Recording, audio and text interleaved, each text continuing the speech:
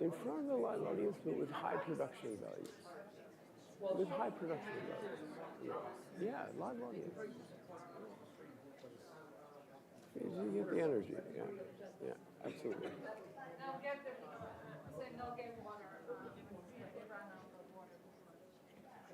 Okay, so they're going to bring some. Okay, that's fine. Yeah. Okay. And you want to do so I think we'll get started. Thank you so much for coming. Good evening or good afternoon for those of you who might be joining us online. I am Magda Tedder. I'm the Schwidler Chair in Judaic Studies and a co-director of the Fordham Center for Jewish Studies. I am very pleased to welcome you to our final event of a 4-part series titled, How Did We Get Here? A deep dive into the history of Israel and Palestine with our preeminent speakers, Hussein, Ibish, and David N. Myers. Today's session will focus on the period we've been living through, October 7th and its aftermath. The past sessions cover in the series discussed a shared history of this protracted and resistant to solution conflict since the late 19th century, again, bringing up here to today. This series is co-presented jointly by our center, Fordham Center for Jewish Studies, Center on Religion and Culture, the Department of History, the International Studies Program, and the Middle Eastern Studies Program. We're now 164 days since the Hamas attack on October 7th. 64 days marked by unimaginable suffering. The days that have shown us the unbounded human capacity to inflict suffering and destruction on others. They have demonstrated that it is so much easier to start a war than to end it, to kill rather than share, to intimidate than to talk, to scream rather than to listen, and to be self-righteous rather than to find solutions. All this leaves us in anguish and desperation, feeling dispirited, vulnerable, and afraid for the world, afraid of one another, unable to talk to one another, and to look each other in the eye. Our community at Fordham grieves too. With friends and relatives on both sides of the conflict, we are trying to continue our studies and work while dealing with this immeasurable hurt. And as we watch the unfolding events in pain and desperation, and with trepidation of what the future will bring, we are grateful for all of you joining us here and trying to learn. I hope that we come here not only to hear our own views reflected back at us, but to genuinely learn from one another and to be together. So now let me briefly introduce our speakers. Hussein Ibish is a senior resident scholar at the Arab Gulf States Institute in Washington and is a weekly columnist for The National. His writing has appeared in Bloomberg, the New York Times, the Daily Beast, and many other US and Middle Eastern publications. David N. Myers is Distinguished Professor and Sady and Ludwig Kahn Chair of Jewish History at UCLA. He directs the UCLA Luskin Center for History and Policy, which has a fantastic podcast, as I always recommend to everybody then and now. He also directs the UCLA Initiative to Study Hate. David Myers is a distinguished scholar of modern Jewish history, including the history of Zionism, and is the author of numerous books, including The Stakes of History on the Use and Abuse of Jewish History for Life. So the way we'll do it for the sake of time, I will ask you to post questions through the QR code or the fordham.am/1K9 form, and then I will field these questions as we go along. So without further ado, David and Hussein, thank you so much for your willingness to be with us and to engage and to learn together. And the floor is yours. Thank you.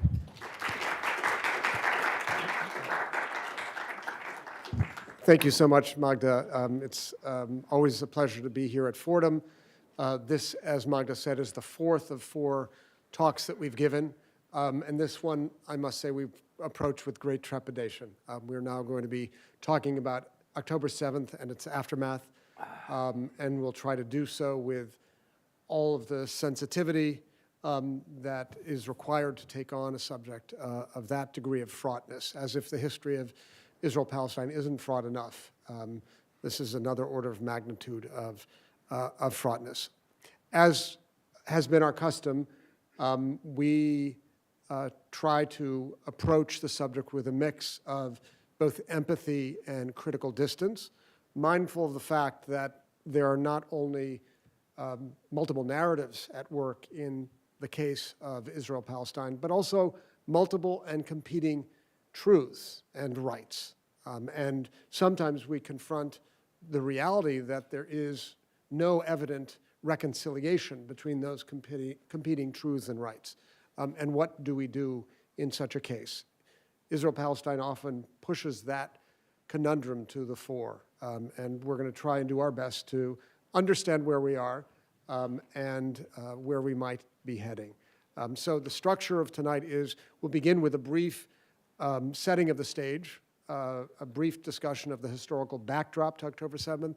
Then we'll talk about October 7th in its aftermath, and we'll conclude with some reflections on where we might head. Both Hussein and I have prepared some brief thoughts about what a potential glimmer of light might be on the horizon, although I think we both have a healthy dose of pessimism about where we might be headed. We'll begin in the year 2020, and I'm going to hand things over to Hussein. Yeah. Okay, thanks, David.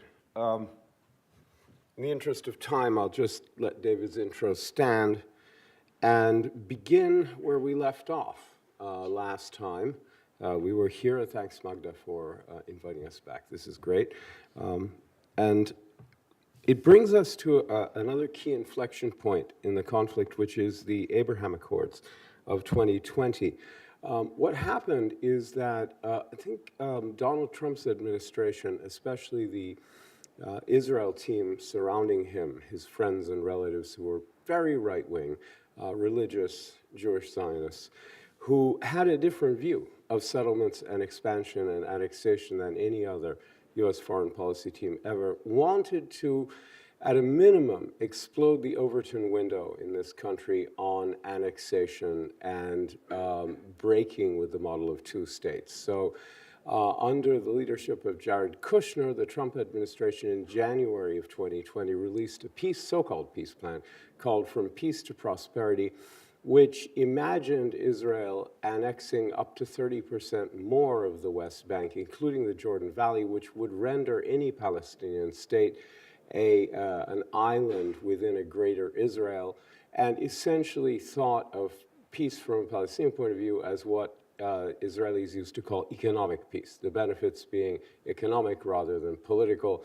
And from the point of view of peacemaking in the Middle East, it was gibberish. But from an American domestic sort of conversation about Israel-Palestine, it was a game changer because the White House led the shattering of the 2-state consensus that had been there since at least the end of the Cold War, if not before.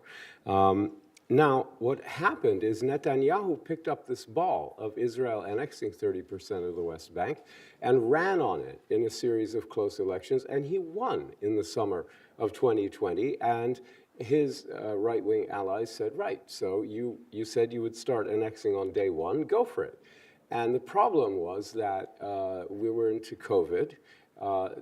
President Trump believed he'd already done enough for Israel, even by his own strongly sort of annexationist sentiments, by recognizing Israeli sovereignty in Jerusalem undefined recognizing Israel's annexation of the Golan Heights, which is, it's a direct contravention of the UN Charter, and also breaking the Overton window on annexation. So his view was, at most, this was a second-term issue. So Netanyahu is the dog who caught the car, and his master is telling him, no, don't do this thing. They didn't know what to do. Neither of them knew what to do. In swooped the UAE. The UAE had wanted to normalize with Israel for a couple of years for various reasons. They want to partner with Israel. They find a lot of commonality with Israel in terms of their strategic and commercial needs. So they proposed recognizing Israel in exchange for Israel agreeing not to annex any new territory in the West Bank for 5 years. And 5 years is the last year of the Trump administration and all 4 years of a putative second Trump administration. That's why 5 years. 5 years because of Trump. And this went gangbusters. It was followed by Bahrain, Morocco, and Sudan, each one of which made their own separate deals with Washington. And what's important here is two things. First of all, these are Arab states normalizing with Israel, but these are Arab states that had not been at war with Israel. Maybe theoretically Sudan, but the rest of them not at all. And so while it was marketed as peace, it had nothing to do with peace. It was diplomatic recognition, very good diplomacy, certainly away from confrontation, but not peace. And in fact, the actual peacemaking between the two conflicting parties, Israel and the Palestinians, took a hit because the issue of Palestine was left out altogether, except the question of annexation, which was used by all the parties, especially by the UAE, to rationalize normalization with Israel and sort of say they had saved the two-state solution by preventing Israel from annexing territory for a long period of time, and I guess theoretically that's true. But the Palestinian question seemed further and further away from where the action was and from decision-making and centrality. And there was simmering violence in the West Bank and in Gaza, but especially in the West Bank, where I just want to say youth groups, this is the last point, youth groups had begun to emerge in the inner cities of some key West Bank towns and cities that were not affiliated with Hamas, with Islamic Jihad, or with Fatah, but were basically armed gangs of angry young men in the Nablus Old City, in the city center of Jenin. So they gave themselves names. The Lion's Den in Nablus Old City, the Jenin Brigade in Jenin. And these were leading the confrontations with Israeli occupation forces. So among other things, you have not only simmering violence, but the PA losing control of key areas which they were supposed to police, and Hamas losing control of the armed struggle against Israel, because now you have these armed youths pushing that forward, not Hamas. Sorry. Meanwhile, in Israel, in the aftermath of the Abraham Accords, one might expect that this would inaugurate the next decade of Benjamin Netanyahu's tenure as prime minister, but in fact, it did not. Just going to try and get the picture back here. Good. Netanyahu, it's important to recall, re-entered office. That is to say, he served as prime minister first from 1996 to 1999, and then in 2009, he came back to power. And he came back to power with, I think, a real vision of transforming Israeli society in his own image, and in the image of an emerging, in the image of a new, what we might call national conservatism, a term that has been used by the political theorist Yoram Chazoni, very much in line with another figure who had served an earlier term as a prime minister and then came back to office in the year 2010, with whom Netanyahu felt himself very much in alignment, that being the Hungarian Prime Minister Viktor Orban, who together with Netanyahu really are amongst the leaders of this idea of a kind of majoritarian version of governance, what Orban calls illiberal democracy. One might have expected that Netanyahu, on the heels of the Abraham Accords, would be rewarded for his role, which was largely passive, at least initially. But in fact, for a number of other reasons, including the fact that he had been in office for 12 years, and there were 3 criminal prosecutions against him.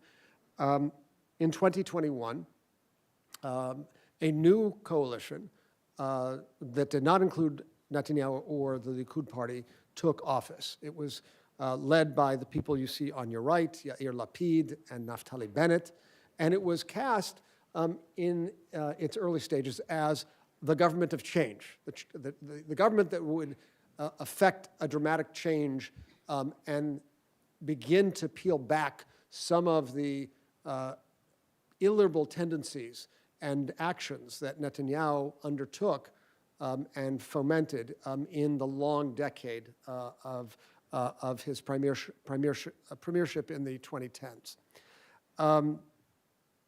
As it turned out, the government of change, perhaps whose most significant change was to incorporate for the first time an Arab party in the governing coalition, did not last very long, a year. And after it collapsed in 2022, another election was held. And on November 1st, 2022, Benjamin Netanyahu appeared to be in the best position to forge a new governing coalition, but this time with allies amongst the most right-wing of Israeli political figures. Figures from the religious Zionist party that was a kind of coalition that included under its umbrella the Jewish Power faction, the Otzma Yehudit party, that included people like the person you see on the left, Itamar Ben-Gvir, and the person you see to the right of Benjamin Netanyahu, Bezalel Smotrich, who had a long track record of agitation against the Arab population, both within the Green Line and beyond. And it's important to note, in light of what Hussein said about violence that began to creep up in the West Bank, it was not just Palestinian violence. There was also, over the last decade, been a steady uptick in violence by Jewish settlers, which increased and in some significant measure was encouraged by Ben-Gvir and Smotrich. One of the features of Netanyahu's return to power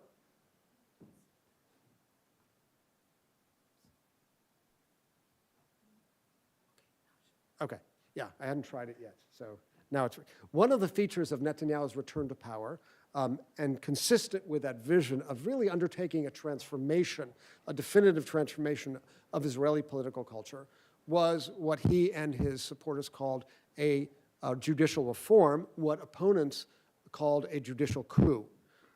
And amongst the proposals that were forwarded after Netanyahu took office on in the wake of the elections on November 1st, 2022, were some of these ideas. The Knesset should have the capacity, the Israeli parliament, to overturn decisions of the Supreme Court by a simple majority. A new process for selecting judges and legal advisors to ministries should be set in place that included a larger number of political figures designated by the governing coalition. And that which actually made its way to the Supreme Court, or the High Court of Justice, as it's also known, was what's known as the override clause that would abolish the capacity of the Supreme Court to overturn administrative decisions by the Israeli government that did not meet the standard of reasonableness. That discretion was left to the Supreme Court until an amendment to a basic law was passed that became known as the override clause. And in a long anticipated decision, and by a very close vote, the Supreme Court decided to uphold its own right to overturn decisions of the government about appointments and other administrative actions. What was really at work here in all of these proposals was an attempt to diminish the power of the judiciary, which Netanyahu and his supporters believed had become too powerful, and to capture the authority of the judiciary and return it to the legislative branch of government, which in the Israeli system is closely connected, entwined with the executive, because it's a parliamentary system in which the leader of the governing coalition serves as prime minister. Opponents of the judicial reform saw this as an attempt to create a kind of unitary executive, to put it in American terms, that would altogether diminish the power of the judiciary to undertake what it typically is called upon to do, which is judicial review. The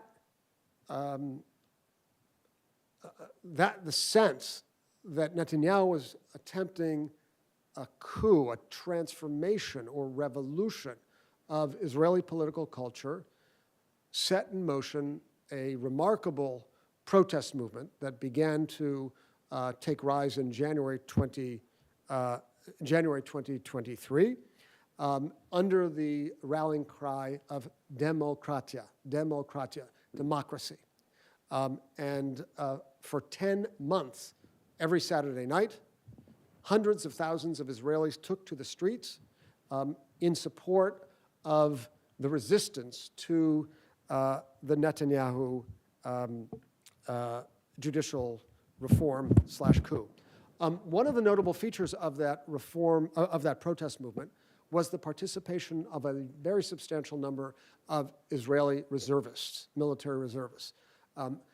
Tens of thousands of Israeli reservists declared that they would not report for duty in protest over the judicial coup. They said this was not a regime that they could, in all good conscience, lay their lives down in defense of, if this was the direction in which it was going.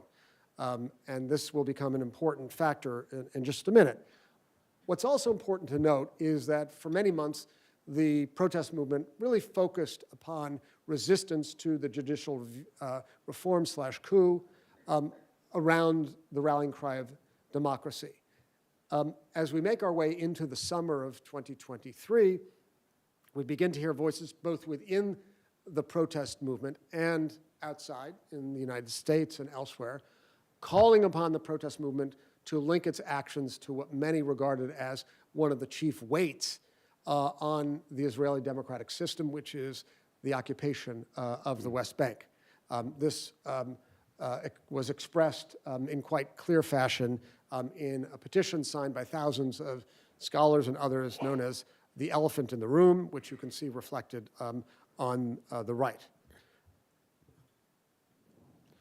I think with this, I'm going to hand things back to Hussein. Yeah, let me just say that it was a strategic decision by early on by the protest leaders not to include the question of the occupation so as to maximize participation in the anti-judicial overhaul movement. However, many people, and myself included, wrote and opined and observed that in some ways this was the occupation coming home to roost. How could Israel's Jewish democracy, ethnically limited in many ways, but still very well functional Jewish democracy, survive administering for decades on end and with no end in sight one of the harshest and most repressive regimes in the world in what amounted to another part of its own territory, the de facto Greater Israel. So, meanwhile, as I say, apparently in the background to all of this lurks Hamas in Gaza. And we went over this Palestinian split last time we were here, but Hamas becomes very crucial to this story for obvious reasons. And just to walk you through it briefly, Hamas was established in 1987 during the crucible of the first Intifada, which was largely nonviolent or time stone-throwing uprising against Israeli rule that began spontaneously in Gaza and spread quickly to the West Bank in 1987. It was only in the latter stages of this uprising that Fatah was able, and the PLO were able to get hold of the kind of decision-making and the protest movement at all. And that was led by Abu Jihad, who got assassinated by Israeli forces in Tunisia as a result of that. But on the other side, the Muslim Brotherhood in Gaza, which had been strong ever since Egypt's rule in Gaza between 1940s, basically 1947, 48, late 48 until 1967, Egypt had kind of exported the Brotherhood into Gaza, allowed brothers from Egypt to operate freely in Gaza the way they wouldn't have been allowed in Egypt. And they kept a very strong line of separation. Unlike the Jordanians in the West Bank, they were clear what's Gaza and what's Egypt, and didn't really make any long-term claims on Gaza. And this legacy manifested itself during this First Intifada when the Muslim Brotherhood established Hamas as a political and paramilitary organization, a political party, in effect, with a militia. The prime directive of which was to seize control of the Palestinian national movement. Let me take you back to basics. Why do people form political parties and movements? To get power. And power must be accumulated and consolidated internally before it can be successfully turned externally. Sometimes you can do both, but the goal has to be internal power first and foremost. And so the prime directive of Hamas has actually not been anything to do with Israel, but that's a secondary issue at this stage. For them, they're struggling to take over the Palestinian national movement. And from the secular nationalists, the Fatah, which have led it since its reformation in 1967, and if you look at, for example, the PLO Charter of 1967, you find no mention of Islam. You find no mention of Christianity, even though it was heavily dominated by Muslim and Christian leaders. Very left-wing, very radical Christian, sort of militants, George Habash of the PFLP and Naif Hawatmi of the DFLP, and then Yasser Arafat, who had this sort of subtle Islamic undercurrent of his own Fatah movement, though it was secular. So the idea, I think, behind Hamas was to render the Palestinian national movement not just an Islamic, but an Islamist one under the leadership of Hamas. And that remains to this day a work in progress, and I think that's mainly what we're seeing at play in the current conflict, which we're getting to. The charter of Hamas is radically different. As I say, there's nothing about Islam or Christianity in the PLO charter, and the only reference to Jews and Judaism is the dubious assertion that Jews are a religious group, but not an ethno-national group. So that then to pull the rug out from Zionism. And of course, it's always nice to define other people's identity if take it on yourself. But that's as far as it goes. On the other hand, the Hamas Charter is filled with anti-Semitic ravings, with protocols of the Elders of Zion, with conspiracy theories that have no provenance in traditional Arab culture or even Islamic thought. They're wholesale imports from the anti-Semitic West of the late 19th and mid-20th through the mid-20th centuries. And there's a little quote we've got here, that the day that enemies usurp part of Muslim land, jihad becomes the individual duty. That's fard ain. There are two kinds of duty. There's collective duty, which you can meet just by like paying money or waving a flag or something. It becomes very vague. But when a duty is fard ain, it means you have to physically, personally do it, which is very different. It puts a different onus on it. So it's fard ain to confront the Muslim, for every Muslim to make jihad, whatever that means. This is all gibberish in traditional Islamic terms, by the way. Jihad can't mean this, and it's just gobbledygook. But anyway, it's widespread gobbledygook. But anyway, in the face of the Jews' usurpation of Palestine, it is compulsory that the banner of jihad be raised. And you get a lot of other sort of gibberish as well. You have this long-standing overlapping agenda with Iran, because both sort of take Israel as the prime enemy and posture that way. And I think Hamas does really confront Israel militarily. Iran goes to great lengths not to do that. But as you see here, we've got this sort of crypt keeper-looking guy on the right, that's Sheikh Ahmad Yassin in the wheelchair. He was the founder of Hamas, founding leader of Hamas. Oh, sorry, on the left, yes. And Khatami, Ayatollah Khatami of Iran, who was the president, and I think before that foreign minister. Anyway, there is a marriage of convenience here. Hamas is not an organic, normative member of the Iranian alliance, which is a Shiite alliance, in the way that especially the 12 Shiite militias, Hezbollah in Lebanon, Kataib Hezbollah and the other Iraqi militias, groups in Syria, the Fatemiyon Brigade and others in Syria, are. It's really distant because it is, first of all, Iran played no role whatsoever in the founding of Hamas, and Hamas is a Sunni Muslim Brotherhood party, which takes a dim view of Shiites and vice versa. And when the stuff hit the fan in Syria, it was all put to the test when the Hamas Politburo was essentially expelled by Israel. In the knots, they ended up running to Damascus and setting up headquarters there.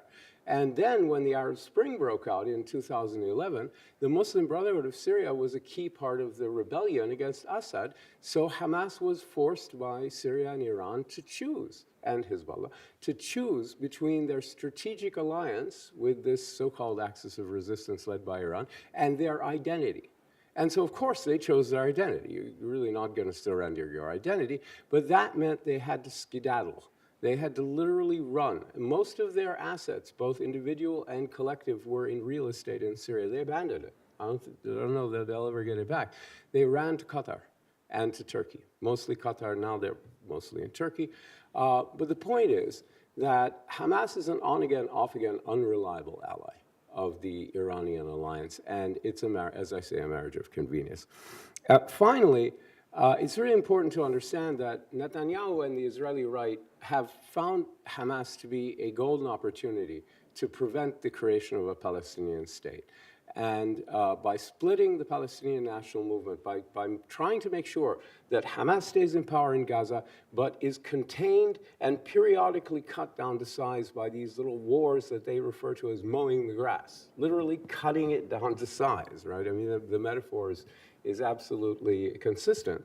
Through wars, you have one group of Palestinians speaking one language, and then you've got Fatah and the PA in the West Bank ruling there, but looking humiliating, being impotent, and just seeming ridiculous to Palestinians, with the PA operating as the gendarmerie of the occupation, as far as most Palestinians are concerned, a kind of Vichy regime, and the PLO sitting alone at a negotiating table listening to crickets, and talks never happen, and when they do, nothing good becomes of it. So this was Netanyahu's strategy for crippling the Palestinian national movement. Of course, the Palestinians played into it in a wonderful way. And Netanyahu explained this in case anyone didn't really understand what was going on. At a meeting of Likud Knesset members in March of 2019, he said, look, whoever is against a Palestinian state, meaning us, has to support Hamas, keep Hamas in power in Gaza, facilitate the transfer of funds to Hamas. He didn't mean Israeli money, he meant Qatari money and Iranian money and anybody else's money, and basically promote them and support them, and then make sure that the Palestinians are split between the West Bank and Gaza, and that way they won't be able to establish a state. And in that regard, the plan worked beautifully, but it led inevitably to October 7th. So good job. So let's Little just editorializing. take stock of where we're at. What we've talked about so far is first the Abraham Accords. Second, the Abraham Accords, which include the prospect of the normalization of relations between Israel and its Arab neighbors, including the Holy Grail, which has not yet been consummated, which is to say Saudi Arabia. What's significant about the Abraham Accords, as Hussein mentioned, was it largely proceeded without engaging the Palestinian question at all. So when we think about the backdrop to October 7th, we need to think about that, the disappearance of the Palestinian question from the agenda of political and diplomatic conversation. The protest movement in Israel and and Netanyahu's plan to really remake Israeli political culture in the frame of this illiberal democratic model, and Hamas and its ire at the disappearance of the Palestinian question from the agenda of the diplomatic and political. Can I add one Yeah, thing? sure. No, there was a specter of a resurgence, which was the possibility of this triangular U.S.-Saudi deal. And all the benefits that Saudi Arabia was demanding and the U.S. was negotiating, the significant Palestinian component would have been a lot of money, and some other goodies would have gone to Fatah and not to Hamas. Right. Hamas was very threatened by the tipping of the scales towards the other side. And that was one reason why they acted when they did. Exactly. Just want to say Right, that. thank you. Yeah. So these So it's three factors. How the issue returned was in question. Right. So Yeah. these three factors, the Abraham Accords, the protest movement, the attempted judicial coup, and the rise of Hamas, as fostered by none other than Prime Minister Netanyahu, are essential to understanding what took place on October 7th. The actual event, as we know, entailed a breach of the border between Israel and the Gaza Strip in the southwest corner of the territory in 30 places. The operation, in logistical terms, from Hamas's perspective, was almost an entire example of operational perfection. Hamas was able to disable the communications, surveillance, and chain of command structures within minutes that enabled them first to make their way to military bases, and then after that, as we know, to many civilian communities along the Gaza border in what's known as the Gaza envelope. It's ironic, in a certain sense, that many of those who chose to settle in the collective villages along the Gaza border happened to be opponents of Benjamin Netanyahu and strong supporters of reconciliation and peace. And that's exactly why they decided to move to this particular area to foster relations with Palestinians across the border. We know that a brutal massacre took place of civilians along with Israeli military personnel. And during those long hours before the Israel Defense Forces arrived, in some instances up to 20 hours, entire communities were destroyed. 1,200 people were killed, the overwhelming 800 of whom or more were civilians. 240 were taken hostage. There was a profound sense of shock, grief, sorrow, rage, shame that continue to this very day. And I think it's very important to call attention to the retriggering of that deep sense of generational trauma. Many in Israel commented on the fact that there had never been such a deadly day in Jewish history since the Holocaust, and that was the historical referent of greatest significance. There was a real sense on the part of Israelis that the state had failed in colossal fashion. Yeah. As perfect as the logistical operation, the operation by Hamas was, so too was the degree of perfection of the failure of Israeli military, intelligence, and political leaders to respond to what we now know were signs that Hamas had been planning an attack of this scale for months and in some instances years. Many Israelis, particularly Israeli Jews, about 80% of the population, articulated their sense of rage by referring, as they had in the wake of the Second Intifada, to the true nature, not just of Hamas, but of Palestinians writ large, by declaring that indeed there was a genocidal impulse that was realized and that would be replicated if the opportunity were afforded to Palestinians. That sense went along with profound anger at the government for its failure to defend its citizens, and really a failure of what many Israeli Jews saw as the Zionist promise. Zionism was a movement that many Jewish participants believed would overcome the tradition of passive submission to Gentile hosts and assert the right of Jews to take control of their own historical destiny and prevent massacres of this sort from ever happening again. And here it happened. On the very day of the massacre, Benjamin Netanyahu declared that we will take mighty vengeance for this wicked day. And I think it's not a surprise that the motif of vengeance or revenge was part of the emotional register that Israelis operated with on October 7th, along with rage, sorrow, and shame. I'm going to hand things over to Hussein to talk about Palestinians. At least twice, if not thrice or more, Netanyahu referred to Amalek, referred to Palestinians as Amalek, which sets in motion, again, this sense of competing genocidal, existential, you'll get to that, I guess. The other thing, so there is this great irony about the dovishness of the communities in southern Israel, the kibbutzim who were attacked and massacred on October 7th.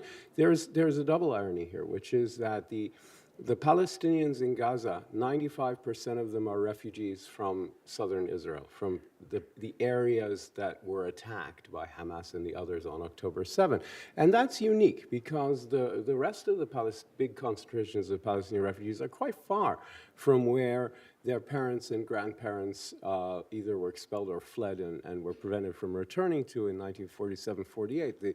The refugees in the West Bank, in Balata, are pretty far from sort of the central and coastal areas they came from. The refugees in Lebanon and Syria are very far from the parts of Palestine that they came from, and it gets even more remote when you get into the refugees in Egypt and Saudi Arabia and et cetera.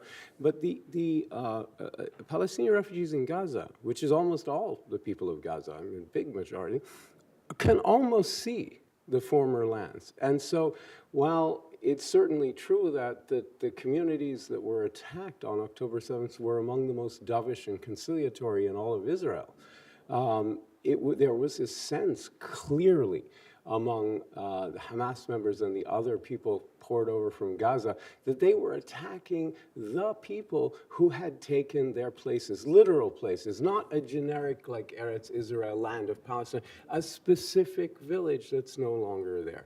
There is this sense of the vanished orchard, the vanished house, the vanished home, and there is this person in it, whether dovish or not dovish, and there's this rage. So there's a personal nature to this that is usually not there. And I think it's very hard to explain the fury beyond that. You can explain it, and we'll get to that. But in addition, I think there was among Palestinians, in addition to a sense of shock at the weakness of Israel and at the amount of bloodshed, which was shocking to almost everybody, but still, there was this sense of elation and pride that Israel can be attacked, that Israel did prove to be so weak. By the way, that the people in southern Israel experienced something which is called statelessness, right? The state they thought they had. David explained this very well, but he didn't use this term.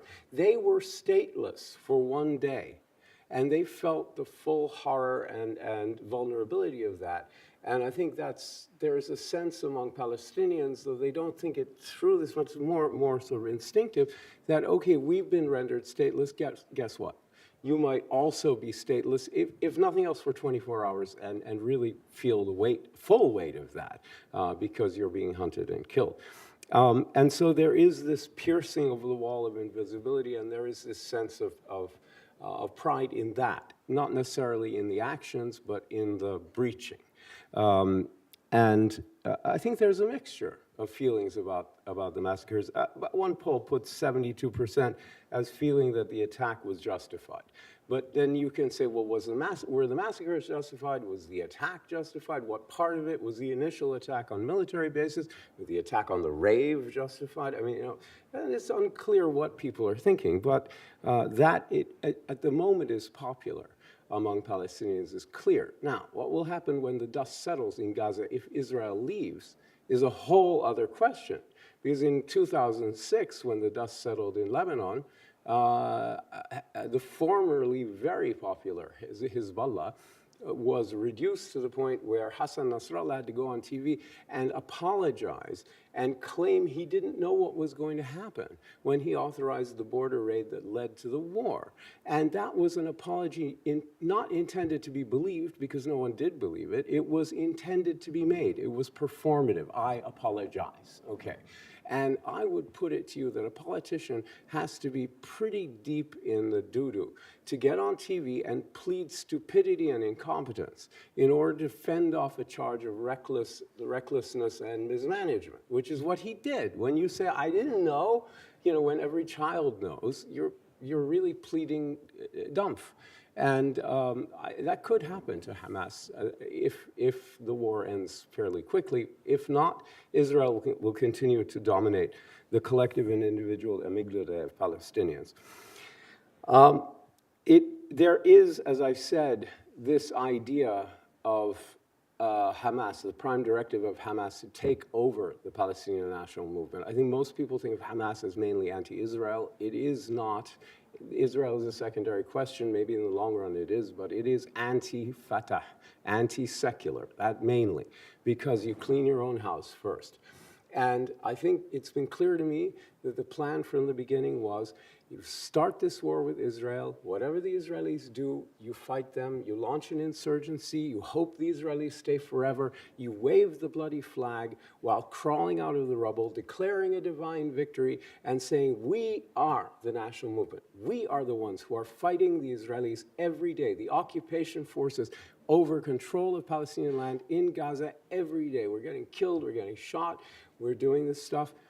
And those guys are the gendarmerie and the fools, the stooges at the negotiating table. We are the national movement. And the prize they're fighting for is the one big asset that Palestinian national movement has constructed since 1967 that Israel cannot take away from it, which is the diplomatic presence on the world stage of the PLO. 130 embassies and missions around the world, membership in many multilateral agencies, and non-member observer state status at the UN General Assembly, which is a huge thing. And all of that is controlled by Fatah and the PLO, which has nothing to do with Hamas, which Hamas is trying to scorn and take over, though. They never deny its validity because they need it and they want to grab it. And that's the prize that's being fought over. I think this is missed by many people. Go back and read the Wall Street Journal about 3 weeks ago, why Hamas thinks it's winning. And you'll see in there a paragraph about how Yahya Sinwar thinks everything is going great, and he sent this message to the other leaders in Doha and Beirut, saying this is going wonderfully, we've got the Israelis right where we want them, we are going to withstand their firepower, crawl out of the rubble, declare victory, and take over the national movement. That's exactly what I've been telling all the journalists, including the ones that wrote that article, and they quoted me further on, but not at that moment, that this is about from the beginning, and I am sure of this. I'm not speculating. Now, on the other hand, there is this sort of primal nature. Both sides have been reduced to a very primal register and communicating through bloodshed, and the only thing these people understand is force. And I think you can't do better to understand the psychology of this relationship than Frantz Fanon, and especially the first chapter of The Wretched of the Earth on violence, where he talks about how the colonized man finds his freedom in and through violence, and he writes, at the level of individuals, that's very important. Fanon chooses his words very carefully. At the level of individuals, violence is a cleansing force. It frees the native from his inferiority complex and from his despair and inaction. It makes him fearless and restores his self-respect. Now, many people on both sides, pro and anti-Fanon, try to say Fanon is, the psychiatrist is prescribing this as a therapeutic value. He's not. He's describing an existing process, which he goes on in the book to explain has very dangerous side effects and needs to be treated with extreme caution and skepticism. But people stop at these quotes and say, oh my God, he's rationalizing violence, he's promoting it. That's not what he's doing.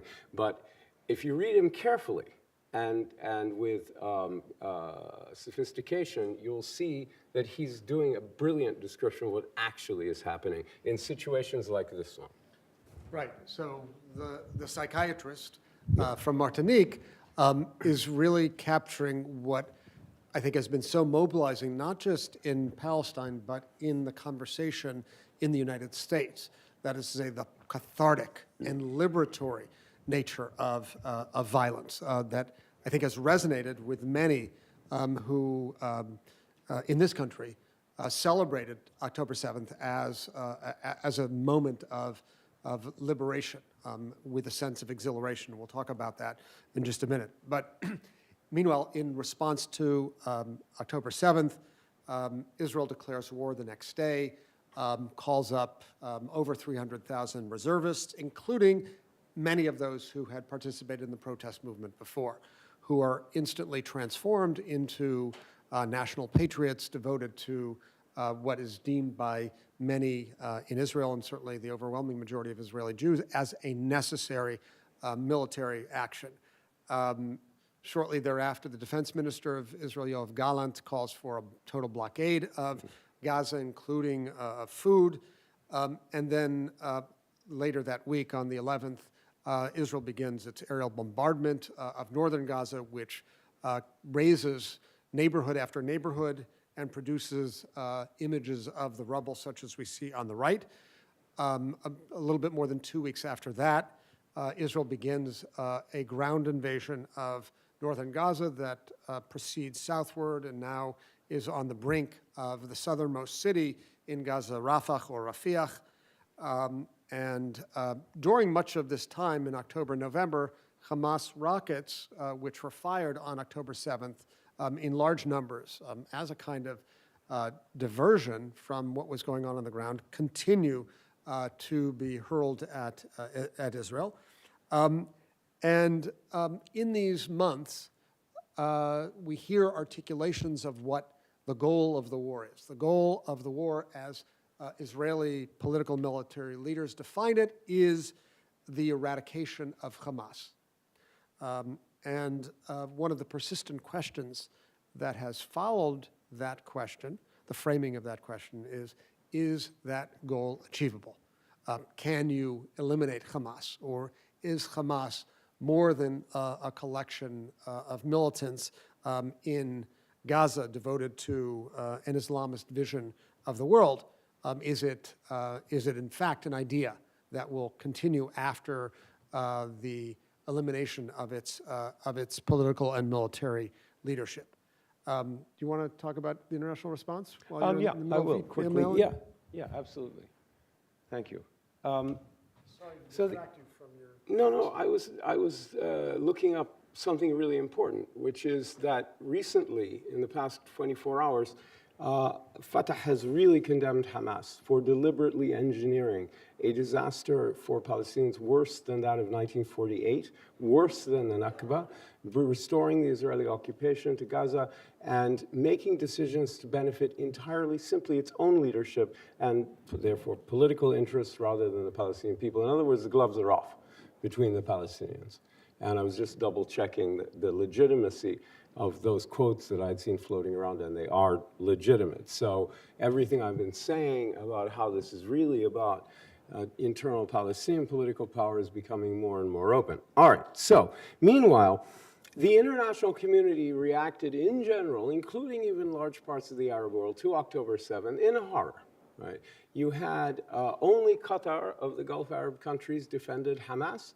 To some extent, Kuwait tried to stay out of it, but you had pretty strong statements, increasingly strong statements in the first few days from the UAE, Bahrain, Saudi Arabia, and even Oman to some extent about Hamas's brutality. And increasingly, you've seen more and more Arab leaders actually really being openly critical of Hamas. And certainly in the rest of the developing, and especially in the developed world, in the West, you had tremendous sympathy for Israel. It was all squandered very quickly by the brutality of the response and what appeared to be a war of vengeance, or what I have been calling a savage war of vengeance, that was aimed not at Hamas specifically, but at everything and everyone in Gaza, to the point that Israeli hostages who marched towards Israeli soldiers without shirts, waving white flags and shouting for help in Hebrew got gunned down. Why? Because everyone who moved was getting gunned down. That's why. And 90 journalists, by the way, have been killed in this war. 90 journalists, and no press allowed in. So there are Palestinian journalists, and 90 of them have been killed. Really remarkable. There's an important story in today's Post about how 4 of them were just assassinated by the Israelis in a way where everything the Israelis have said, the IDF has said about this killing is just, demonstrably false.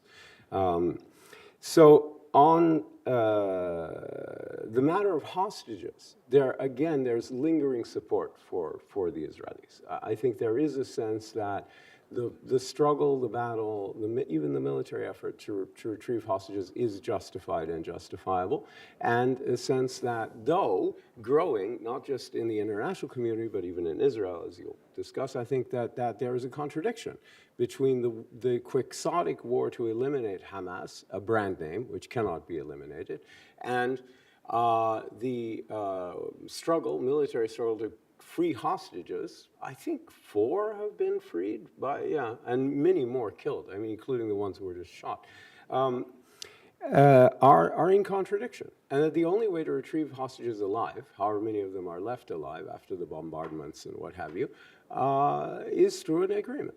And surely Yahya Sinwar and the other Hamas leaders do have hostages around them, especially reservists and Israeli soldiers, the most precious hostages. And so the idea is to make a deal. A deal was fairly easily reached to release women and children on both sides, but they're not the valuable hostages. The valuable hostages are the senior Hamas commanders or cadres in Israel, mostly there for violent crimes or for planning violent attacks on Israel, and the Israeli soldiers who are captured. There are a lot of them who are or were captured, however many are alive. So in addition, you've had 16 UN resolutions about Gaza and Palestine since October 7, most of the important ones of which have been blocked by the United States, vetoed by the United States. But there is this growing sense that the US has been moving. The dial has been turning up very slowly. The Biden administration's prime directive on this war was to prevent it from spreading from Gaza. Whatever happened in Gaza, they felt clearly they could deal with, but if the war spread from Gaza to the rest of the region and everything is in place to create the first major regional war in the modern Middle East history that would quite probably bring in the United States and Iran and create a huge conflagration that will not benefit the United States, or for that matter, Iran, should be avoided. And the big flashpoint is the Israeli-Lebanon border. And so we've had this great pressure from the Biden administration on Israel not to attack Hezbollah. And on 3 major occasions since October 7, there has been this moment where the Biden administration said, absolutely not. And the Israelis have kind of pulled back. Whether it's brinkmanship and bluffing on the part of the Israelis, no one knows. But it's an awfully good bluff, and they seem to be preparing a spring offensive right now. The U.S. pressure on Israel has been increasing. It's gone from nothing to urging humanitarian pauses, to urging a temporary truce.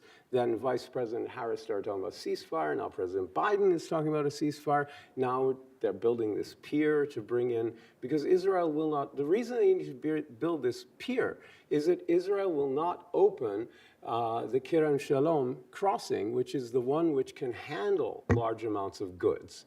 The other crossings are just, you could get buses through. It won't do much for 2.2 million people. You need industrial equipment to deal with that level of goods. Israel will not open that crossing. So basically what the U.S. Navy is going to do, and Coast Guard and Corps of Engineers, is create an alternative in the sea. And that is being done, as far as I can tell, without the explicit cooperation of the Israelis, but without their interference either. So that's where we are there. Yeah, I just want to add to Hussein's discussion of the motivations of the United States by making reference to a very personal element, which is Joe Biden's deeply sentimental Zionism, which was perhaps no better reflected than his visit shortly after October 7th to Israel, where he embraced Israelis and was hailed as a kind of biblical hero, evoking reference to Cyrus, the great liberator. Set against that is Biden's growing consternation with Benjamin Netanyahu, as Netanyahu symbolizes the ongoing war that Israel is conducting with the enormous damage that it has exacted upon the Palestinian population. It's fair to say that Chuck Schumer speaks for the administration in a very, in a barely indirect way. The Schumer speech that I think was 2 days ago, 2 days ago. Surely was coordinated with the administration. No doubt. And intended to send a signal, yet another signal, in a mounting mound of signals to Israel that it needs to scale back and limit its military operation, and certainly hold off on an attack on Rafah. And change its government. And as Chuck Schumer said very explicitly, Change change its government. Change your government. Now, in Israel, there has been almost universal support for the war, especially amongst Israeli Jews, and relatively high rates of support for the war amongst Palestinian Israelis. And yet, in recent weeks and perhaps even months, there's been an emerging divide, which I tapped into when I visited Israel a couple of weeks ago, between those who are committed to the goal of completing the military job and eradicating Hamas, and those who are committed as their top priority to returning the hostages. And here there's been a lot of discussion of the classical Jewish value of pidyon shvuim, of the redemption of captives. And quite ironically, in sort of the choreography of Israeli political culture, those who hold most steadfastly to the primacy of the redemption of captives, extraordinarily important principle in traditional Jewish thought and practice, tend to be the more secular elements of Israeli society, whereas the more religious elements of Israeli society are, by orders of magnitude, the most supportive of the war effort, even if it entails forgetting about or the death of captives. It's also important to note, in understanding what's going on in Israel, that there's limited coverage of the conduct of the war and the destruction that has been wrought on Israeli media. That isn't to say that knowledge of what's going on is foreclosed, is inaccessible to Israelis. Israelis can make their way to all sorts of media outlets which report consistently and frequently about what the war looks like through Palestinian eyes.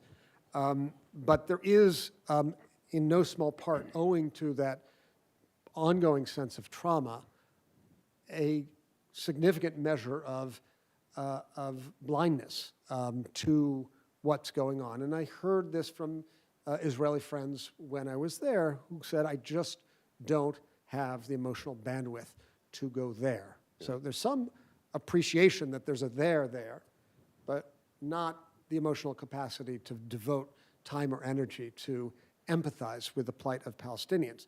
So shocking and enduring is the trauma of October 7th.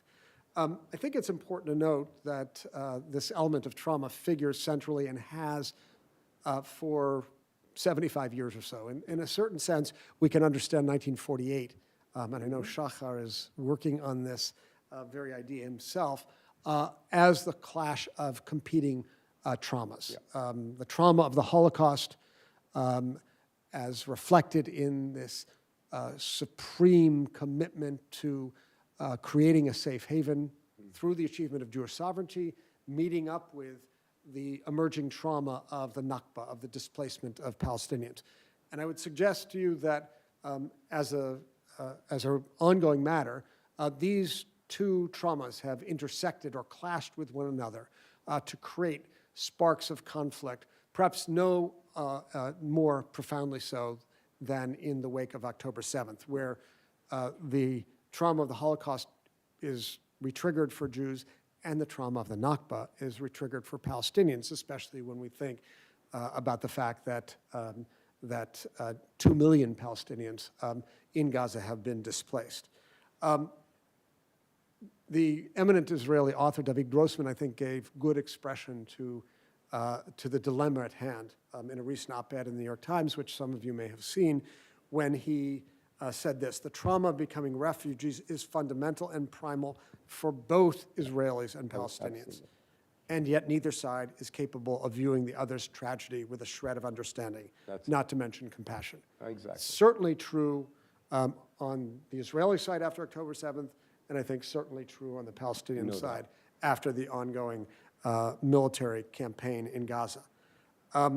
One other element that's important to note: we have seen the return of the protest movement, which after October 7th was transformed into an effort to mobilize on behalf of both the war effort and the reconstruction of society, as a result of the fact that the government was nowhere to be seen or found.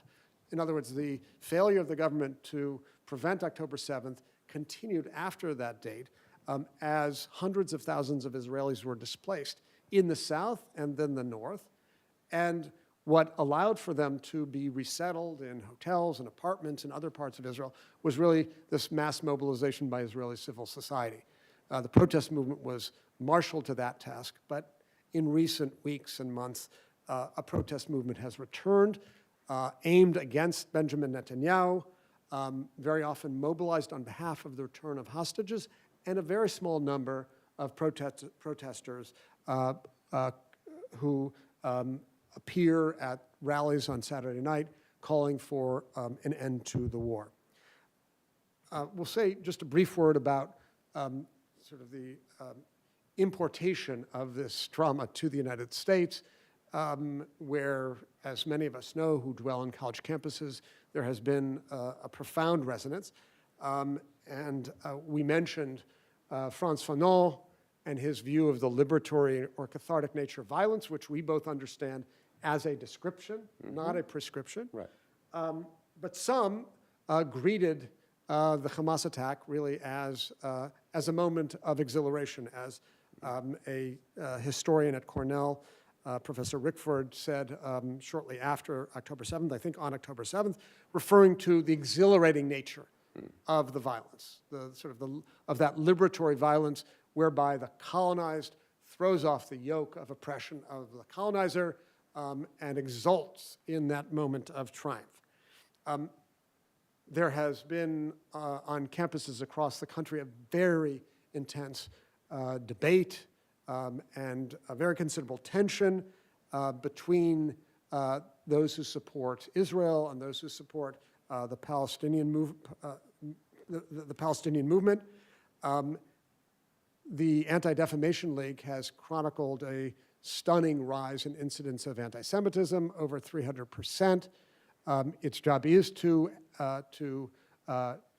count incidents of an anti-Semitic nature, and it has declared that, in its own understanding, anti-Zionism is equivalent to anti-Semitism without much refinement. So I'm not sure that we can count all of those incidents as anti-Semitic, or we might not all agree that they are anti-Semitic, but there has been a very considerable rise in the sense of discomfort, particularly on college campuses. And I think perhaps a more reliable indicator of the climate on campus is a recent report led by the Chicago political scientist Robert Pape, which I encourage you all to take a look at, which reported that both Jewish and Muslim students have felt themselves to be in personal danger in the wake of October 7th. As you see, 56% of Jewish students and 52% of Muslim students. So I think there's a sense on the part of both groups of students that the campus has become a site not just of discomfort, but of lack of safety. One of the reasons why Jewish students feel unsafe is because they encounter slogans that they regard as genocidal in nature. The most well-known of them is the slogan, "From the river to the sea." Pape drilled down on this a bit and noted that almost 70% of Jewish college students regarded that phrase to mean that Jews should not only be expelled but eliminated forcibly from the region between the river and the sea. Well, 14% of Muslim students understood the chant in that eliminationist sense. Seems like a high number, but 86% did not. So this, I think, relates to the fact that not only is there a stark divide between students supportive of Israel, those supportive of the Palestinian solidarity movement, but there are divergent ways of understanding much of the discourse on campus. And it seems to me that we have lost a good deal of the ability to navigate the discursive shoals of the moment. People should be asking, tell me, what do you mean when you say from the river sea? Let's have a conversation about it. But that's not possible in the current climate, and that's a very worrisome sign for the university. A couple things on that. What's that? I want to add a couple of Yeah, things. I'll just finish by saying that there's a substantial generational gap in attitudes towards the conflict and U.S. policy that sort of relates to what we've just been talking about. Many people, well, a recent survey suggested that 65% people over the age of 65 support the policy of the United States, or at least in January this was the case, at about 55%, whereas 70% of people under 30 were opposed to Israel, to the United States' support for Israel. What I would add to that is not only that generational gap, but the intra-generational gap, for example, between supporters of Israel and supporters of the Palestinian Solidarity Movement, but also within younger Jews, between those who define themselves as supporters of Israel and an increasingly vocal and numerous contingent of people who describe themselves as anti-Zionist. You want to my belief about the generational issue is that among liberals or people who are center and to the left, is that there are actually 3 distinct generations at work, not 2. And that's reflected in the polling data you just cited, which is that, sort of over 65s, Biden and Pelosi and Schumer of the liberals are dyed-in-the-wool friends of Israel. They're sort of born and bred into it. The Cold War, they have a very deep emotional attachment to Israel, and it is very hard for them to break with that. I think you have a middling generation of between sort of 35 to 60, 55-year-olds, something like that, who are a lot of people in government who are not emotionally wedded to Israel and the Israeli narrative, but they've kind of bought into the idea of the special relationship and the strategic value that Israel has brought to the United States. So they've kind of made peace with it in a totalizing way, but without the reflexive, knee-jerk emotionality. They haven't cathected, they haven't invested emotionally in it. There's an intellectual embrace and a political resignation that, okay, this is the way it's going to be.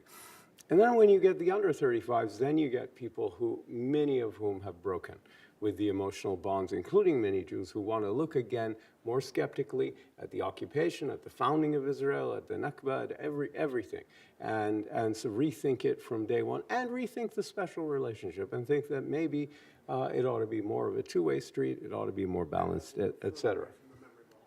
Exactly, further away from the memory of the Holocaust, and more in sync with the Western exposure to the Palestinian cause, especially through the Intifadas and things like that. By the way, with the slogan "From the River to the Sea," it's not from the river to the sea that's mysterious. It's what do you mean by Palestine, and what do you mean by free? And Palestine could mean a bunch of things, although the river to the sea suggests a sort of British mandatory. But what does free mean? Free could mean a lot of different things, and it does to a lot of different people. So just assuming that people are using it in a genocidal way is facile. On the other hand, yesterday, I was scrolling through the internet and I came to Magen David Adom, the Israeli analog to the Red Cross, and there is their map of Israel, and it shows Israel, the West Bank, the Gaza Strip, the Golan Heights, all in blue as Israel. So in fact, I mean, on the other side, there is this reality that from the river to the sea is a de facto Israeli state that is in many ways unified and that is radically first of all, violent, and secondly, differential and highly unequal, and you know, cannot be embraced as sustainable or defensible. Do you want to say a word about the toll? Yeah, I don't have it here for some reason. Yeah, well, but the toll of the war is extraordinary. I mean, we've never. This is actually remarkable. In this century, it's hard to find a war that has caused this much death and destruction to a civilian population this quickly. And for sure, this is the low point in the Israeli-Palestinian relationship. Palestinians never struck a blow to Israelis like October 7, and Israel certainly never struck a blow on any of its enemies, especially to the civilian population, such as what has happened in the past few months, especially in the first 2 months. There are now more than 300,000 people killed in Gaza. I don't, 30,000, excuse me, 30,000, yeah, I'm dyslexic. The 10,000 miners, I think, is probably wrong. I think it's more than half of those people are probably miners, given the demographic of Gaza. There are also probably up to something like 6,000 to 10,000 people buried under rubble, where no element of their body has been identified, simply missing, and probably under the rubble. Most of the existing structures in northern and central Gaza are damaged or destroyed. Where people would possibly live at the end of the day is a very big question. And they've been driven down to the south. 2 million people displaced. That's 2 million out of 2.2 million. So it's pretty much everybody. And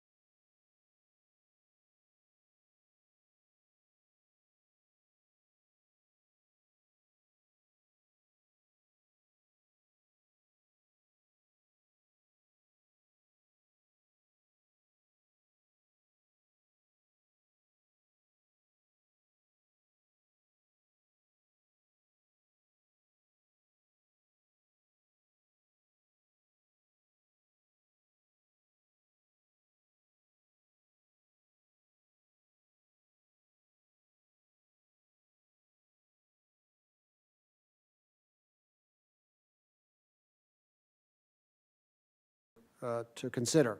The first is a view that we might associate with the prominent political theorist Michael Walzer, author of the book Just and Unjust Wars, one of the great theorists of just war in our time, who asserts that Israel has every right in the world to respond to October 7th. As you see, there has to be a response, and yet Walzer is equally insistent that there must be a good deal of thought put into how Israel responds. He believes that wars must be just wars, fought justly. And in his case, he invokes the biblical and medieval philosophical principle that in order for a war to be just, one can surround an enemy on three sides, but leave one side open for escape. So many hold to this view. Many supporters of Israel believe that the war is a just war, a necessary response to October 7th. And as we know, in that kind of set of radically competing images, there's the view of the war as an example of genocide, which is the claim brought by South Africa to the International Court of Justice in recent months, with the argument that Israel's actions are genocidal in character because they are intended to bring about the destruction of a substantial part of the Palestinian people. And here we perhaps should make reference to the definition of genocide as formulated by a Polish Jewish lawyer in 1943 by the name of Raphael Lemkin, which became the foundation for the 1948 Genocide Convention, where genocide was defined as the intent to destroy in whole or in part a national, ethnic, racial, or religious group. And we'll probably have more to say about this in question and answer, particularly on the criterion of intent. If somebody asks. But let's return to that question of the day after. How will the war end? In a minute, we'll offer our own final thoughts about where we might head. What kind of action would be appropriate, both to bring the war to an end and after? Legal action directed against Israel in the ICJ, legal action against Hamas, for which there is no recognizable jurisdiction because the ICC adjudicates matters involving individuals, the ICJ adjudicates matters involving states, and Hamas falls in between. Is it imaginable that there could be a political process that could create a better day after? And here I have to say, I often think in moments of great despair of the fact that 7 years after the Holocaust, the Prime Minister of the State of Israel, David Ben-Gurion, sat down with the Chancellor of the successor state to Nazi Germany, the Federal Republic of Germany, to discuss a reparations package that was enormously controversial in Israel. So there is always, I think, a prospect of reconciliation between warring parties, even those who regard the other as the very embodiment of evil. What kind of political process there might be is very much wrapped up with the ongoing United States presidential election. And I think President Biden's actions have been motivated in no small part by political calculations, or as I would suggest, miscalculations, and have prevented the creation of a political horizon that perhaps is more significant than the legal horizon. And that brings us to the final set of slides with which we'll conclude, where we offer our respective visions of where things might go in, I would say, the best of circumstances. So I, for my part, am an advocate of an immediate ceasefire to bring an end to the extraordinary destruction that Israel is wreaking upon Gaza, together with a return of the hostages and the bodies of those who were killed during the last 5.5 months. I believe it's absolutely important to make a monumental investment both in Gaza and in the West Bank, a kind of Marshall Plan for Palestine, as I've argued in the Los Angeles Times, that would be brought to the region by major actors like the United States, the European Union, and the various Gulf states, whereby Palestinian parents would, for the first time in a very long time, believe that the lives of their children would be better than their own lives, something which is unimaginable today. So we need to have enormous imagination and extend our financial capacity to allow that perspective to take rise. In addition, in thinking of the political horizon, I think there are four necessary ingredients, which we'll see are not at all that far-fetched. So first, a new Israeli leader. So there need to be elections, and Benjamin Netanyahu needs to be replaced and tossed out of office. He remains an extraordinarily important obstacle in any path to a viable political horizon. There needs to be a new Palestinian leadership, both in Gaza and in the West Bank, where the president of the Palestinian Authority, Mahmoud Abbas, is 17 years into a 4-year term and barely functional. There needs to be a second-term U.S. president, and by that I mean the right second-term U.S. president, to exert the kind of leverage and influence and power that need to be deployed in order to get the actors to move in directions that are in their own self-interest, and I'm thinking particularly of Israel in that regard. And we need to have the ongoing readiness of the Saudis and the Emiratis and other Arab states to remain involved and continue with the path of normalization, but this time without ignoring the Palestinian question. There are many possible schemes that a political solution could resemble. One of the insights that I derive from the aftermath of October 7th is the idea of a single state in which Jews and Palestinians would live amicably seems to be a rather far-fetched idea in light of the degree of enmity and trauma that have been triggered. I, for a very long time, believed that the settlement movement had essentially rendered the two-state idea impossible. And so, in some sense, we're caught between the impossibility of one and the impossibility of two. One of the most interesting ideas to have emerged of late is a revived form of a confederation, which would entail the creation of a state of Palestine and the realization of Palestinian self-determination alongside the state of Israel, but with an open border that allowed for those Israeli settlers who wanted to stay in a state of Palestine under the conditions set by the state of Palestine to do so, and Palestinians to have the right to settle in the state of Israel, and to allow for some significant enactment of the right of Palestinian return. What this proposal offers is what seems to me the necessary balance that we need now between separation of Palestinians and Israelis after October 7th, but with the open border integration as well, especially in the economic sense. This is an idea that is new and mediates between those two poles, and I think it's something worth considering. Hussein. Thank you. All right, so I have my own ideas, such as they are.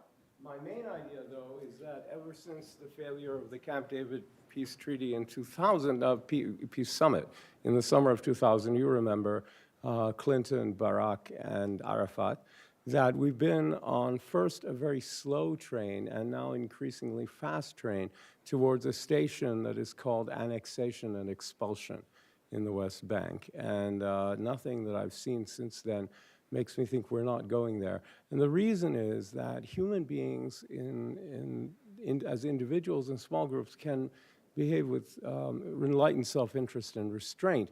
But in collectivities, they tend to become, almost always, act in a tribal manner and think and act like toddlers.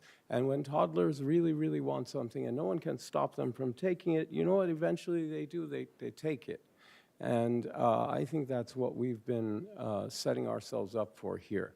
The main failing of all existing peace processes to date has not been their structure or their logic or anything like that. It has been their, the way that they have tried to essentially have two of the most unequal parties in terms of power ever to be involved in a national level negotiation in modern history, see what they can arrive at in some open-ended discussion towards some undetermined goal. It was bound to fail. It was a ridiculous idea. When Israeli-Palestinian diplomacy is all predicated on an exchange of letters in 1993. Yasser Arafat wrote, he opened it, writing to Yitzhak Rabin, the prime minister, as chairman of the PLO, the representative of the Palestinian people diplomatically, and he recognized the state of Israel. Rabin wrote back, and he recognized the PLO as a legitimate interlocutor and undertook to enter into negotiations with it. That asymmetry, which is reflexive of the asymmetry we talked about several sessions ago in the Balfour Declaration, persists to this day. I don't think we can get anywhere until Israel formally acknowledges the need for and the right for Palestinians to have a state. They have never done that. There have been Israeli prime ministers, especially Ehud Olmert, whose proposals certainly envisaged the creation of a Palestinian state or meaningful statelet. But Israel itself has never formally undertaken that recognition.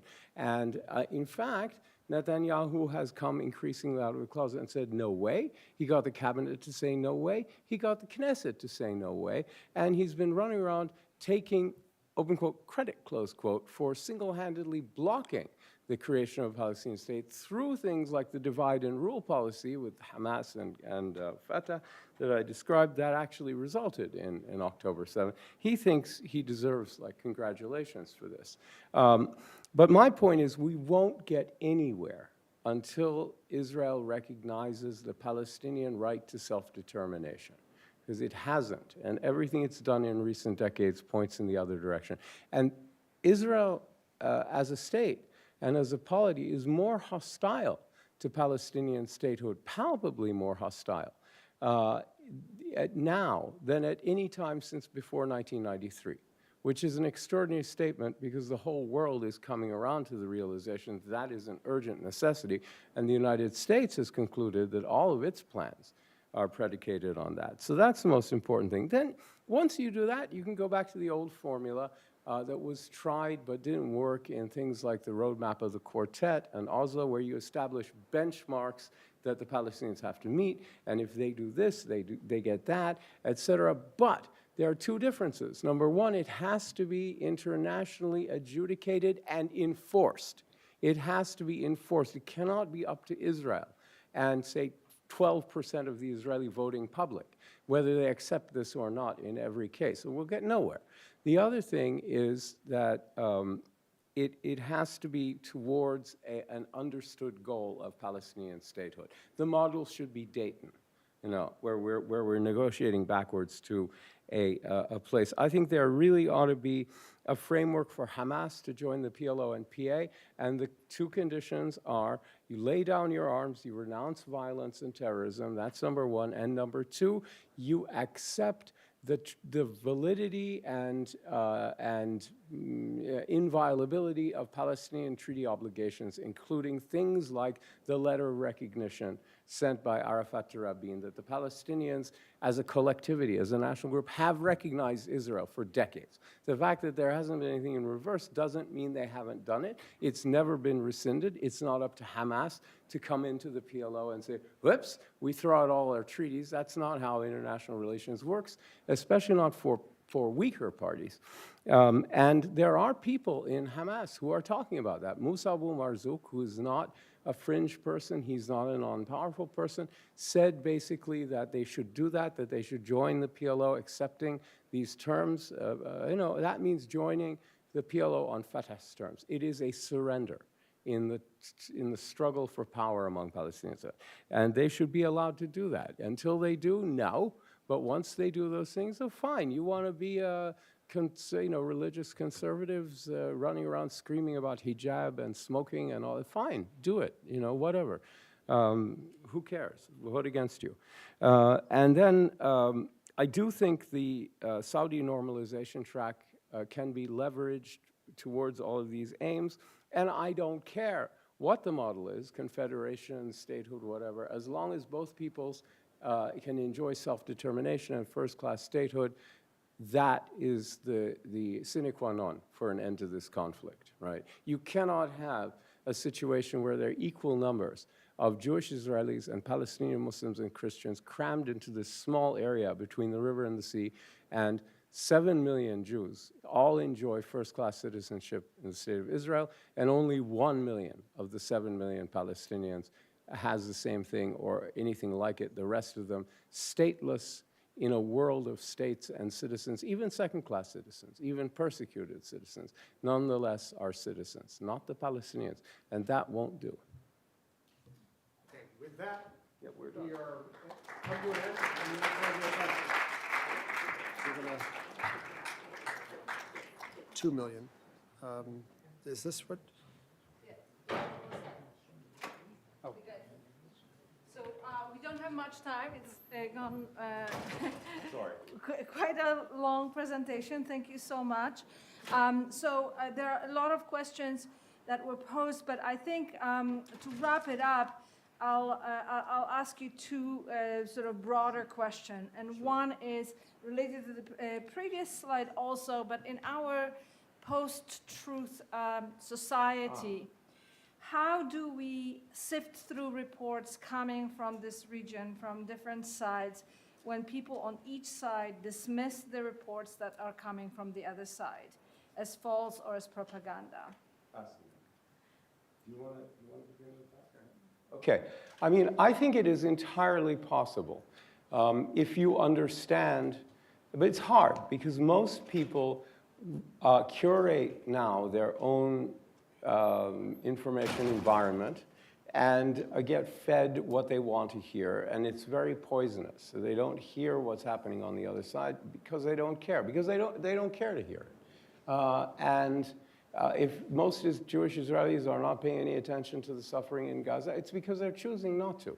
If most Palestinians don't want to face the truth about October 7 and what really happened on October 7, it's because they choose not to.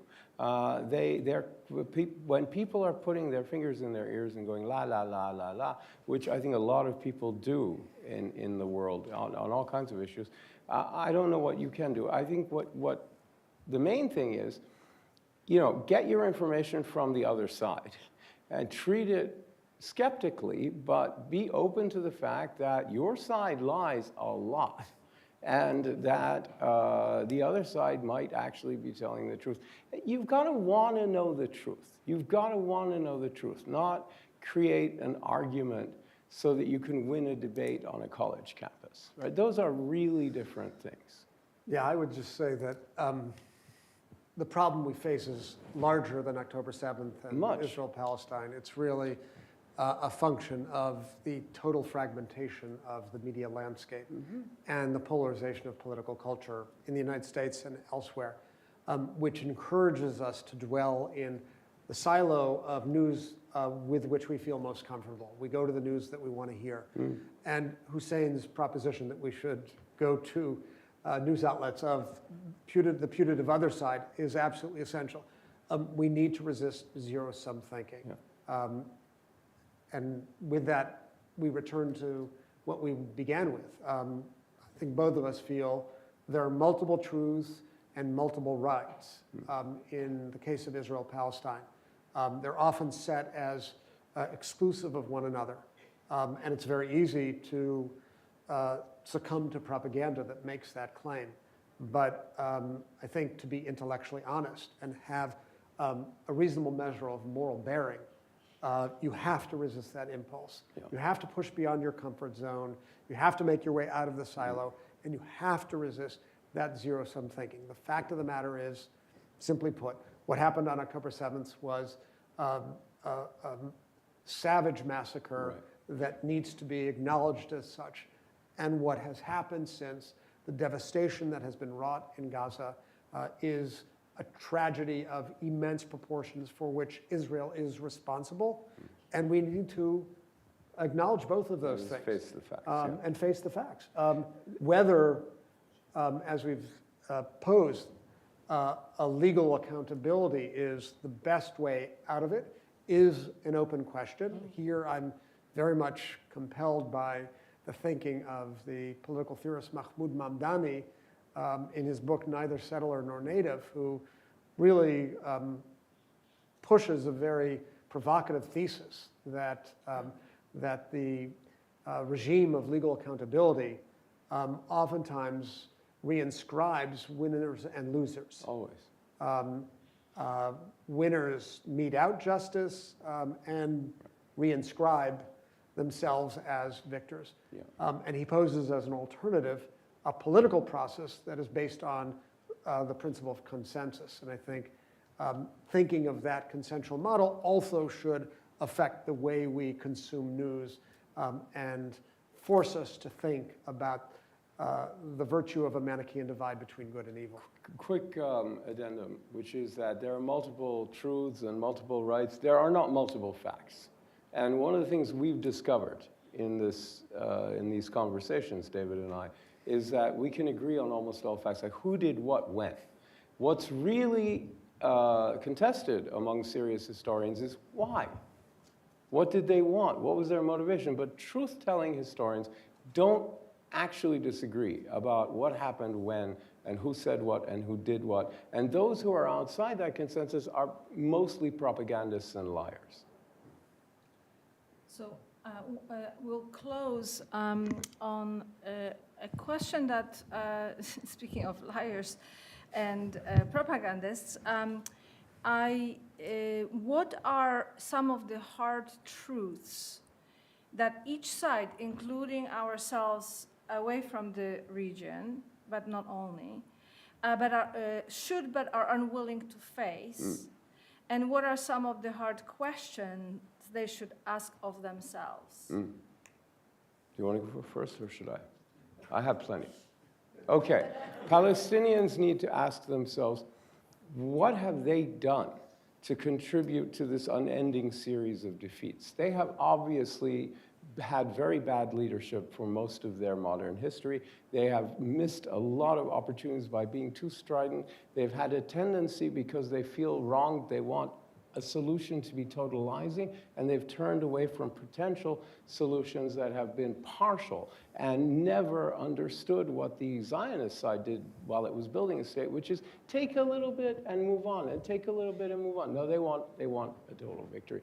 The other thing is, I think they need to reconcile themselves to the fact that Israel is here to stay, and it's not just an unjust fait accompli.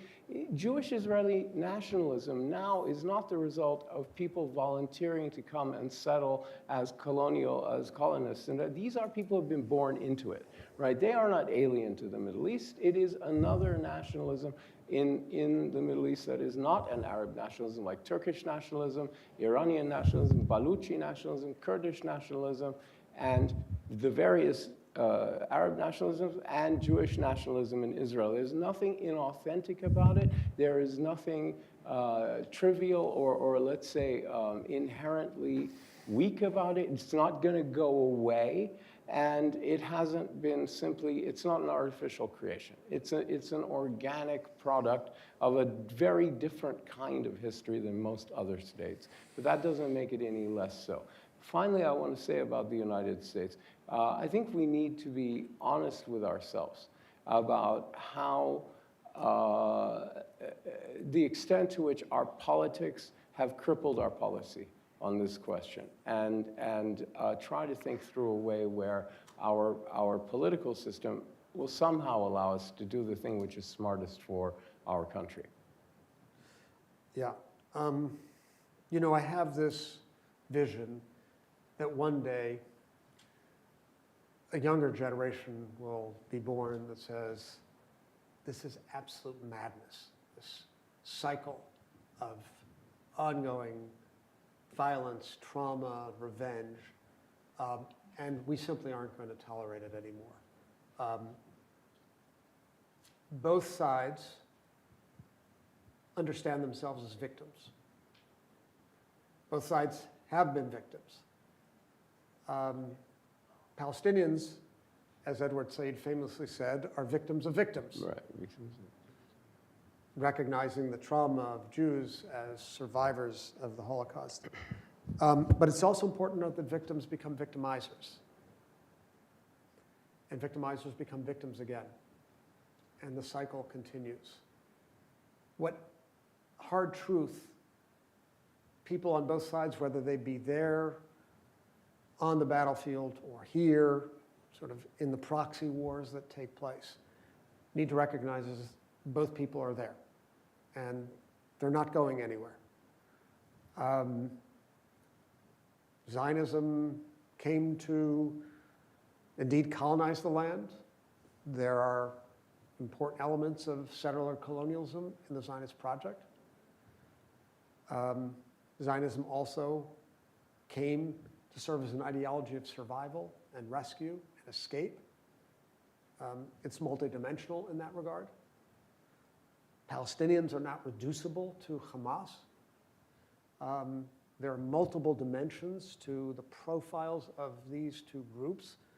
And it's so easy to resist the impulse to grasp that complexity.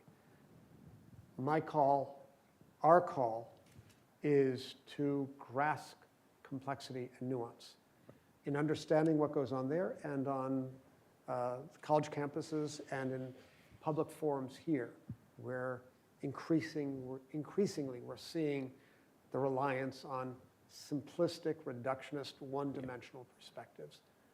Both people are going to be there. Both people have been victims. Both people have been victimizers. We need to break out of this terrible cycle. The core reality of this conflict, and even the post-October 7th, is that this is human beings doing human being stuff. And that's really a grim evaluation, but there's nothing that either side is doing or has done that isn't human all too human. Before we wrap up, I just want to say, Magda, that we really owe thanks to you for Big time. encouraging us to come back, not only to reprise our three-part series, but to add this fourth part, which was extremely challenging for us to think through. And what we've offered are rudimentary thoughts in a very, very difficult situation. But we really thank you and the audience for And I supporting us. thank you for making yourself vulnerable to speaking about these difficult subjects. Thank you so much for coming, and I hope to see you at our other programs. Thank you. Sure. Thank you, Magda. Okay, man. Very good. Yeah. As usual, we... No,